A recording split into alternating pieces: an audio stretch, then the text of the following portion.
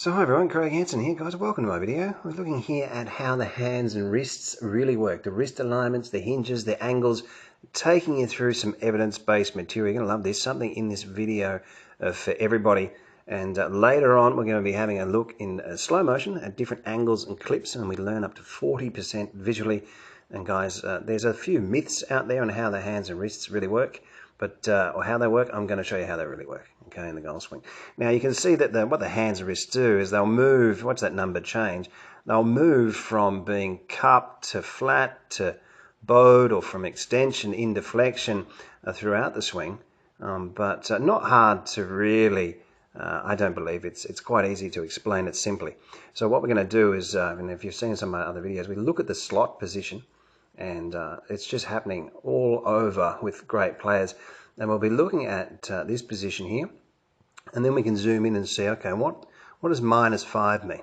Okay, so you're definitely looking at averages of movement. The closer you get to these positions, the better you're going to hit it. Now, in modern day golf, everything's been tested. Okay, so we're testing hand and wrist alignments with sensors. We know where the great players are. And yeah, it's really, really interesting. If you've got a normal styled grip, you can really get in there and say, oh God, if I get my hands and wrists moving like that, I'm going to hit the ball so much better. Now, I'll get into some of these numbers, right, a little bit later. And what we'll do is we'll go through some wonderful clips of some brilliant players, and we'll just have a look and talk about sort of where these hand positions are. Now, if you see that the wrinkles here, or the creases, perhaps you could almost say, on the back of that hand there, you can see that that right wrist is set back on itself. Now, I want everyone now just to just move your right wrist into that position until you see the wrinkles in the skin or the creases there. And as you look down at it, and feel how much that wrist is actually broken back on itself. Now, it's a lot. Now, you get a lot of power from that position there. It's a real speed accumulator. And a lot of people say it doesn't matter how you swing back, which is just absolutely ridiculous. Because if you get yourself, around the 30-degree area with your shoulder plane, right, and you get that right wrist breaking back on itself, and your club face is going to be really, really close to that position here. And from here, it actually becomes quite difficult to hit it poorly. It's still possible, but difficult. Rather than a position at the top where sometimes we need a miracle to make contact. So that's why you should be filming your swings. Have a look at the guys filming it. So this is what we're showing in world-class golf instruction, how not just to understand technique, but how to maintain your technique. There's a lot of information out there, right? But it's conflicting, and YouTube, it's just wild these days, and there's a lot of heads, there's a lot of stuff, and a lot of it's sort of not helping. You want to get your hand, you want to actually hit it better. If you're watching videos, you want to get something to hit it better. All right, so let's have a look. You can see the angle coming down in that right wrist. Now it's held. I'll show you in the video later on what actually happens to the wrist exactly when we're looking at the biomechanics. But we can really see that club, the end of that grip, is really brought in into a position where there's a lot of angle. All right, now you've got to be able to release that, and that's where that's talent, right? To be able to come in and increase that angle, and perhaps a lot of club golfers, not as skilled as the tour players, but the closer you get, all right, the closer you get to these positions, the better you're going to play. So what's your potential? And that's the thing when you consistently work on with good information. If you join a golf community and you've got good information and you're working to it, you will end up playing the best golf that you've ever played, whatever that may be. Now, to bring in a shot or a club like that, you've got to be able to release it very quickly. And it's that last split second that the club has to release. And what's actually happening to a lot of people is they don't quite understand that the lead wrist will move quickly back into a cupped position, extension, because we're all talking about shaft lean and creating shaft lean, but you've got to be able to match that angle up on the other side. So of course you're getting around a tour average of 12 degrees of shaft lean at impact. The hips between 30 to 45 degrees, the lateral movement between 4 to 6 degrees. There's all different positions, right? The facts are there, we know that, but how do you apply them? All right, so this is an important part of the golf swing to really understand, to really notice that if I go to the top of the swing, and if I'm getting my shoulders around a 30-degree angle, and I've got some angle in the back of the wrist, I'm getting inside averages of movement. Now, you're getting inside averages of movement. People are always talking about that the game's just all feel, but who's really feeling it? Are you? Are you standing over the ball? I'm really feeling this one. And we just hit a pull hook into the crap. We're not really feeling it. And top players don't know why they're playing badly sometimes. And these guys are really skilled. So you can see that lead wrist here moving itself into this position. Look how very similar. And on the other side, the lead wrist will move back into extension. Now, there are really extreme examples of this, especially when you're looking at players that have tremendous amounts of lag. Fred Couples, what a golf swing. Have a look at this. I love this guy's golf swing. I love it. Probably doesn't do it justice watching it in breaking it down. But when you have a look at that angle, the amount of lag that that's got, I'm not expecting people to swing like that. I'm just showing this example because you can, from the other side, you'll actually see how that lead wrist really breaks back on itself. Now, he had a strong grip and did some things a little bit different. You see his fingers came off the club, a little bit like Vijay Singh. But this is an important part. This is what fools people here. So you'll see Adam Scott. World Class Golf Instruction has over 700 detailed videos for every golfer. Practice programs and evidence-based material is applied to helping you to become your own coach and play your best golf. Join us in the chat room and join the community of World Class Golf Instruction. All right, and so you see on the right-hand side, you'll see him swing through. We're coming in. Obviously, we've got the shaft lean. Adam just absolutely rips it, doesn't he? So you've got lots of shaft lean. It's not flipped. We've got 19 degrees of shaft lean. He's probably got a couple less once he's hit the ball, but not much. And then through the golf ball, we're going to see something here that's, as we get further up, compression line. Now through here, when you see that it's really released. But when you look on the other side here, see how the hands roll over. This is why I think people are thinking what the hands do. But when you see them on this side, have a look at this, guys. That's unusual, isn't it? And the first time I sort of started to see this type of release, it doesn't have to be that extreme. I mean, if you're going to swing a draw down the right-hand side here, the right palm perhaps won't be pointing as much at us. But have a look at that. That logo is pointing back at us. The actual glove and the forearm are touching each other.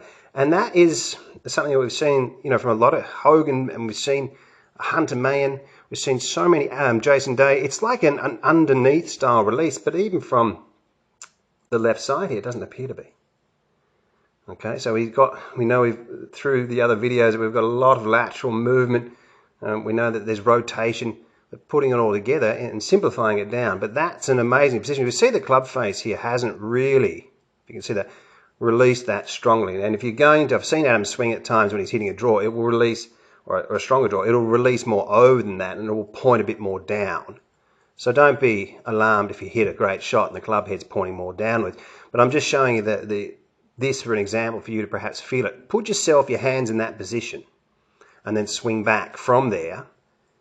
And notice when you zip it down the bottom that the different feels and sensations that you get. Now this is what we're showing you on World Class Golf Instruction, the different hand positions and movements and different information. And it's, there's a lot of videos in there, but it's 900 videos, 50 separate series. There's advanced pitching series. There's training programs. There's all sorts of information. I mean, shortly we've got one of the world's best putting instructors joining. It's a really fantastic community to pass on the information to people and get them on the right track to play some great golf. Now, when we have a look at some of these numbers, right, what we're seeing starting off in this position is we'll see this is Ian Poulter, and we'll see that the lead wrist is a stronger left-hand position. So he's got a lot of cup, which we call extension. Right, so that's 34 degrees. That's a fair bit. Right, but the wrists move from these cup positions into flat positions or from extension into flexion. And we'll just watch now as he takes the club, and when the club gets around parallel to the ground. And this is something I've been showing on the pitching series. See that the lead wrist now is flat, 1 degree. Right, so it moves up to the top, and once he gets up to the top of the swing, I'll just zip it up to the top, the lead wrist is back into being a little bit cupped. And players that perhaps, at times when they grip a little bit stronger, they might do that a little bit more. But an interesting one is when it comes down, you'll see the numbers decrease. So when the hands are opposite the thigh, that lead wrist is flat again. And then it will move into flexion. It'll move into some minus numbers now and getting down. And we see it around club parallel to the ground, so we're -5 and moving into impact here. That's the position that we're looking at, right? Getting this club head to come in behind the hands, see this behind the hands, and the toe of the club pointing up. And this is something that you can film with your mobile phones, getting down and into impact here, and he's going to be around 9 or 10 degrees here of flexion. So he's got the left wrist now slightly bowed, but he's not bowing it downwards. That's the thing that I want to get across here. It's not bowing it down so that you're ploughing it into the ground. It's just the shaft lean. It's held onto, and you're getting that late release. Now, when we're looking at Rickie Fowler here, we'll get him up to the top of the swing, and we can see here on the side here, what's he got when we zoom into the wrist position. So he's got 10 degrees here, which is really is a flat left wrist. You get up at the top and you'd see 10 degrees. It's still, you know, of cup or extension. It's nothing. You really can't see it. But as he moves the club down, he really does bring the club quickly into this bowed position here. So that when he brings the club down, we're seeing the club's parallel to the ground here, really moving into 11 degrees here. But once he gets in and around impact, he actually lets it go, and the wrist will move back in. But you see that club face there, just before I go any further? See how that club face is behind the hands, and once again, pointing up into this position that I've been showing people. And I won't go away from these type of videos because it's the stuff that helps. You know, you're not just trying to release another video and jump in there and use some sort of entertainment to sort of capture the people. I'm doing these videos so that people play better golf.